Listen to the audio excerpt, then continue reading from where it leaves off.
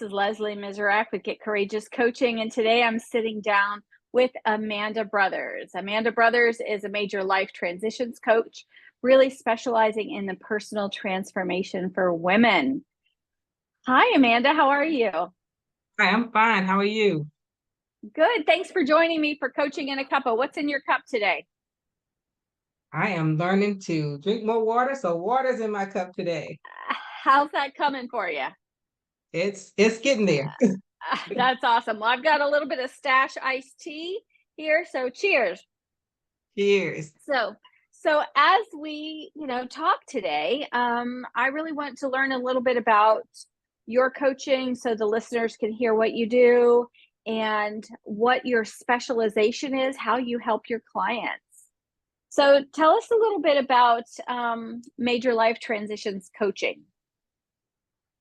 So major life transitions coaching is about helping women through the major life transitions such as divorce, empty nest syndrome, loss of a loved one. Maybe you were in a relationship where you were never married, and so that relationship ended. It was a long-term relationship, so it's just like a marriage, and so you're struggling with the transition from those issues that come up in your life. And so I help them to reset their mindset, their thinking around what happened to them, and to work on healing their heart and also growing spiritually, getting more spiritually connected, because I am a faith-based coach. Okay. And so helping them to turn their toughest challenges into their greatest comeback stories is what I do. Oh, that's exciting. Do you have a story you could share? Obviously, no names in confidence, but a little bit about how you have helped a client or seen a client grow. So there have been several women that have come to me um, that have gone through either divorce or some trauma. So mostly divorce. And so one person was going through divorce, had been divorced for like 12 years. Um, the issue was that she kept getting into a lot of different relationships Mm. and wasn't ready for those relationships. And so these men took advantage of her. And so she ended up losing everything because she used her retirement, she used everything to help these men to get through whatever it was. And so it's just helping her to realize that, you have to step back. Like, how do you feel about the relationship? She was in a relationship at the time as well. And she wasn't really quite sure about that relationship, but it was a relationship. So she wasn't by herself. Mm. And so getting her to that mindset where, you have to feel comfortable with yourself and not be dependent on other people to make you comfortable or to make you feel happy or anything like that. You're responsible for your own happiness. And so in order to get out of that trap, the mindset has to shift Mm. from needing being, I mean, we all need, but there's needy Sure. and there's needing. And so not being needy to where you need somebody there and just going through the motions of a relationship. So if you're going through just the motions of the relationship, then you are stopping the person that's actually really for you from coming to you. So we worked through some of that for a little while, and then she kind of just faded out, but she was beginning to get that part. The fact that you have to look within and be comfortable with yourself first before you can be comfortable with anybody else.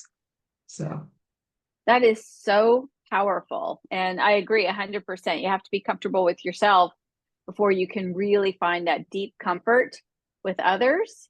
mhm. Um, what's what's one of your favorite kind of activities that you do with a client or questions you use or things you have them think about when you're getting them to really shift mindset? Most often with women, they've lost themselves Mm. in the relationships, whatever their job was, like all those things, the family. And so when they're going through divorce, the thing Mhm. that I like to work on first is helping them to find themselves, getting their mindset around like learning how to be comfortable with yourself, Mhm. becoming more self-aware, and just beginning to learn how to love yourself first. That's the major thing. and then learning who you are apart from those individuals. One of the Yeah. things that God asked me, so I asked him this question as well. One of the things that God asked me was, who would you be if all of the things that you identified yourself with that are outside of you didn't exist anymore? And when he asked me that question, I didn't have an answer. Mm-hmm. Because when I went through that divorce, like I was connected to that spouse, my children, and all those things. Like, what if those things didn't exist anymore? I did not know who I was, and so I had to take myself through that journey of discovering who I was and sitting down in God's presence and learning who He says I am, and then beginning to own who He says and getting rid of the labels that people put on you or that you attach yourself to. And so that's one of the exercises that I like to help them with is learning who they are and being more self-aware of who they are, learning how to love themselves for who they are. Thank you for that. Yeah, one of the questions I was going to ask you is how you landed down this path. Why life transition coaching, why divorce coaching was really powerful for you. Can you share a little bit of your story without getting personal, and just tell us a little bit about your journey? So I was married for by the time the divorce was final, I think it was around about 19 years by the time the divorce was final, because it was a long journey for that divorce. And I truly lost myself in that journey, and I did not go through the transition well. I was afraid of being alone, and so we all have our coping strategies. And I don't mind being personal because I was healed from all of that, and so I'm able to tell my whole story, my true story, my real story, because that's what helps people. And so one of my coping strategies, because my husband did not love me and did not want me, I did not feel desirable as a woman. So the coping strategy that I used, which was a bad coping strategy, was sex. And so I was out looking for love and looking for somebody to show me that I was desirable as a woman and getting in these encounters with these men, knowing that that's not what I should have been doing. But because where my mindset was, I felt like I had no control over it. And then I could not tell anybody, what was going on because I felt like I was going to be judged. I felt like I was going to be condemned. I was a minister in the church, a leader in the church, and the enemy just kept telling me, they're going to sit you down and all these kind of things. So I had all this fear that was building up inside of me, and I stayed in that. I went through the depression, the anxiety. I contemplated suicide, all of the things because I did not know who I was and I was not comfortable with myself. And so, because I did not know anything about divorce coaching, I didn't know who I could talk to. I kept all that stuff onto myself. It was my relationship with God that has me here today. Because had I not had a relationship with Him, I would not be here. I would have taken those pills because everything that the enemy was telling me, I was listening to. But then when God's voice stepped in, I knew Him enough to recognize His voice and to not take the pills and take my own life. Wow. And That is so, such a powerful story. Thank you. and because I did not have the support that I needed back then, that's what drove me, and that's what gave me the desire to start divorce recovery coaching and major life transition coaching. Wow. Tell me about that moment, what it felt like when you found yourself, when you found out who Um, you were. Oh, you should see your face. You totally lit up. Tell me about that moment. So I had a friend who was a social worker at the time. And this friend, he would always, it was an older gentleman. And it was like he always knew when I was at home soaking, in my stuff. And he would call me and he would get me out of the house. And he would always tell me that you have to learn how to love yourself. If you don't learn how to love you, then you won't know how to love anybody else. You won't know love when it comes to you. You won't recognize it because you don't know what it is. He said, if you have to stand in front of a mirror, buck naked, and fall in love with every single flaw on your body, every single issue that you have, then you need to do that, because that's the only way that you're going to have to learn that you're going to know how to love yourself.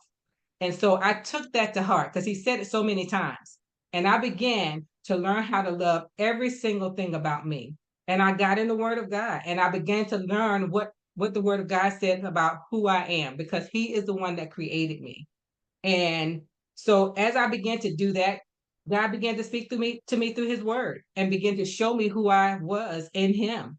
And because I learned to let go of all of the things that I was associated with outside of myself, then I was able to know who I was, be able to be confident in that, stand in that, and that's it's never going to change. Who I am in him is never going to change. And so because I know that, no matter what else goes on, no matter what anybody says about me, no matter what anybody calls me, like I know who I am. I'm constant in that. I'm secure in that, and it's not going to change. So I don't label myself with all the things that I do anymore. If one of those factors change, it doesn't change who I am anymore. And so when I came to the realization of that, that's what changed my whole entire life, my whole entire outlook. Wow. Thank you. Thank you for that. So we're talking with Amanda Brothers, a major life transitions coach. Amanda, let's switch gears for just a quick minute and tell me about when you've seen successes in your clients. And, I know when we first chatted, you've done paid work, you've done pro bono work, you've done work within your church, you super active in your communities. And I see you out in the community in general. And tell me about that feeling that you've seen come over people when they've seen kind of the light. Like I usually use the analogy of a light bulb going on. It's like that aha moment. I know what you're talking about now. Tell me how you've experienced that. So when they get it, like I believe in, because of my career as well, I believe in sitting in front of people and hearing what they have to say when you're asking them those questions. And you can tell the shift when those light bulb moments go off. Um, and when they're hiding something, and you can kind of speak to that and bring some things out. And so when you're able to get them to be really genuine about and really honest about what's going on, that's the only way that you can break through all of the stuff. Mm-hmm. And so when I see those moments like that, that's what lights me up. So Even cool. with the course that I'm doing right now, once we finish the testing of the course, and one of the ladies that actually went through the course, it's called Personalized Victory Roadmap.